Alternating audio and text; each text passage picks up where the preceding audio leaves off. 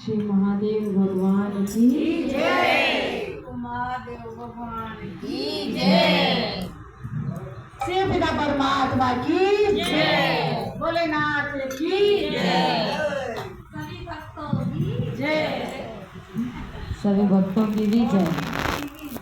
मेरी की भी जय। सही बात है।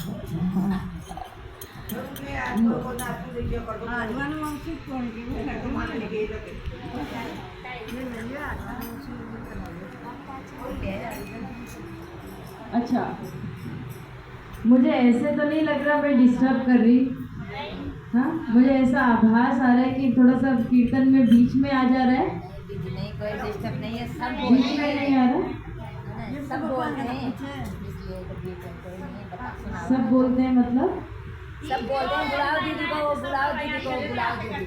दो दर्शन नहीं आ रहे, सब कह रहे मुझे देखो, झूठ देखो, भगवान के मंदिर में मैं झूठ नहीं कहना चाहूंगी। मुझे ऐसा लगा कि मुझे मतलब आप लोग को सही नहीं लग रहा आना, इसलिए मैं नहीं आई थी।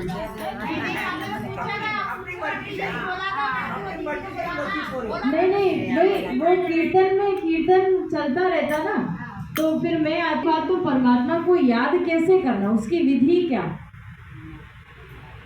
क्या है उसकी विधि।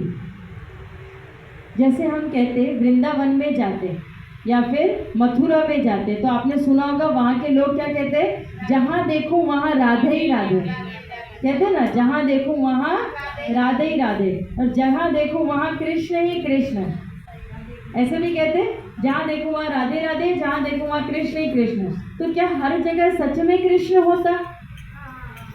क्या सच में कृष्ण भगवान होता? क्या मतलब साकार रूप में होता क्या हर जगह? नहीं होता। लेकिन क्या होता है, उसकी याद हर जगह होती है। सही बात है, उसकी याद हर जगह होती, इसीलिए कहा जाता है जहाँ देखो वहाँ राधे राधे।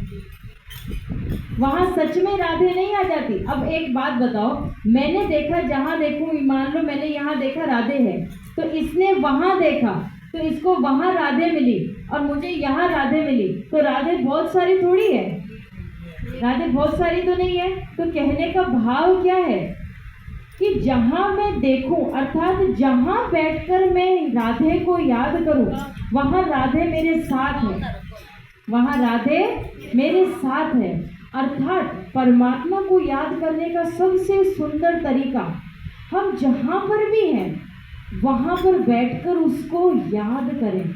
अर्थात जैसे मान लो हम घर से बाहर निकलकर इधर मंदिर में आए, अब हम परमात्मा को साथ में लेकर निकले, परमात्मा आओ और मेरे साथ चलो। आपको एक रियल घटना सुनाती हूँ।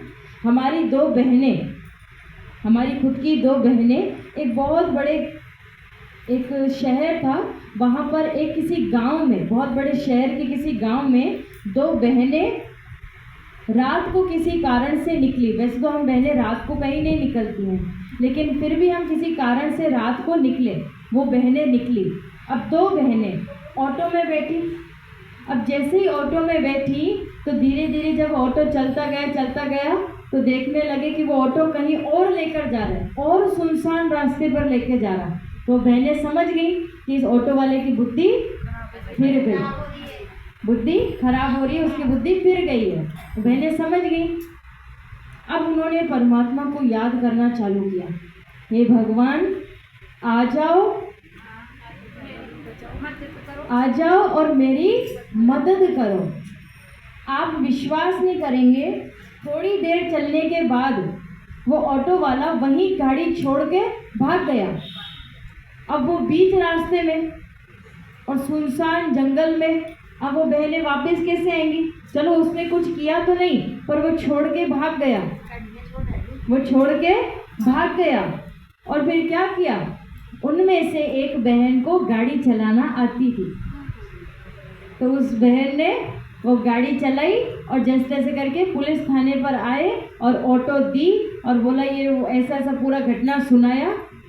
तो बाद में पता चला, पुलिस होती है ना, पुलिस तो छानबीन करती है ना, तो पकड़ के उस आदमी को पकड़ा, क्योंकि जिसकी ऑटो जिसके नाम वो फट से निकल आते हैं ना, उस ऑटो वाले को पकड़ा और उसको बोला कि ऐसे क्यों किया। तो ऑटो वाला उनको कहता कि देखो मैं सच बात बताऊं, पहले मेरी बुद्धि फिर गई थी कि इन दोनों के साथ मैं गलत करूं, लेकिन जब मैंने थोड़ी देर में जब उनके पास लेकर गया, थोड़ा दूर लेकर गया, तब मैंने देखा ये दोनों जैसे दुर्गा माँ का स्वरूप दिखाई दी। दुर्गा माँ का स्वरूप दिखाई दी। बोले ये पहले जब मेरी ऑटो में बैठी तो सफ़ेद साड़ी पहनी थी, लेकिन पता नहीं कब इन्होंने अपने वस्त्र बदल दिए, वो शेरों वाली माँ की ड्रेस पहन ली। अब वास्तव में नहीं पहनी थी, लेकिन उसको क्या साक्षात्कार हुआ, शेरों वाली माँ और दुर्गा माँ, उसका साक्षात्कार हुआ। बोले लाल चूड़ी, हाँ लाल चूड़ी, हाथों में चूड़ियाँ और लाल साड़ी, माथे पे टीका, ऐसे एकदम प्यारी सुंदर सी दुर्गा माँ मुझे दिखाई दी। और साथ में एक हट्टा कट्टा आदमी दिखाई दिया, पता नहीं वो कब ऑटो में बैठ गया। और उस आदमी को देखकर मैं डर गया और भाग गया। अब वास्तव में न लाल साड़ी पहनी, न सिंदूर चूड़ी ये पहना, और न ही साथ में कोई हट्टा कट्टा आदमी था, कोई नहीं था। कौन आया था? कौन आया था? वो स्वयं भगवान मदद करने आया था, स्वयं भगवान मदद करने आया था। जब भी हम भगवान को साथ लेकर निकलते, फिर उन बहनों ने अपना अनुभव सुनाया, बताया ना, अपना सारा अनुभव सुनाया। उन बहनों ने कहा आज तक का हमारा रिकॉर्ड है, हम जब भी घर से बाहर निकलते हम भगवान को साथ लेकर निकलते हैं। भगवान मेरी मदद करना और मेरे साथ चलना, मेरा हाथ नहीं छोड़ना। अगर हम भगवान का हाथ पकड़े तो क्या पता छोड़ भी सकते हैं। आपने देखा होगा ना, हम बच्चे को कहते बेटा मेरी उंगली पकड़ो, फिर बच्चा उंगली पकड़ता है तो हमको विश्वास होता क्या? जब छोटा सा बच्चा होता है हमारी उंगली पकड़ता है, हमको विश्वास होता? हम क्या करते? हम उसकी उंगली पकड़ते, हम उसका हाथ पकड़ लेते। राइट बात ना। तो हम बड़े बच्चे हैं या छोटे बच्चे? भगवान के लिए तो छोटे हैं ना। तो छोटे बन के भगवान को बोलो, भगवान आप मेरा हाथ पकड़ लेना और आप मेरा हाथ नहीं छोड़ना। जब महाभारत चल रहा था ना, जब युद्ध चल रहा था, उसमें अर्जुन ने श्री कृष्ण से क्या कहा था? आपको पता है जब ये जो बातें होती है ना, तो अर्जुन के लिए और श्री कृष्ण के लिए कहा जाता कि श्री कृष्ण ने ऐसा क्यों किया, मतभेद क्यों किया। भाई इतना सुंदर ज्ञान दुर्योधन को भी सुना था। भाई भगवान के लिए तो सभी संतान है, चाहे अच्छी है चाहे बुरी, सभी संतान है। लेकिन भगवान दुर्योधन के पास भी ज्ञान सुनाने गए थे। तो एक बहुत सुंदर श्लोक है, अज्ञाना न धर्मम अपि च धर्म अपि न अज्ञानम धर्मासी। ये बहुत सुंदर गीता का श्लोक है, जिसमें कहते कि श्री कृष्ण दुर्योधन के पास भी गए थे, लेकिन दुर्योधन ने क्या कहा? मैं अधर्म को जानता हूँ लेकिन अधर्म को छोड़ूंगा नहीं, सत्य धर्म को जानता हूँ लेकिन उसके मार्ग पर चलूंगा नहीं। साफ साफ श्री कृष्ण को बोल दिया।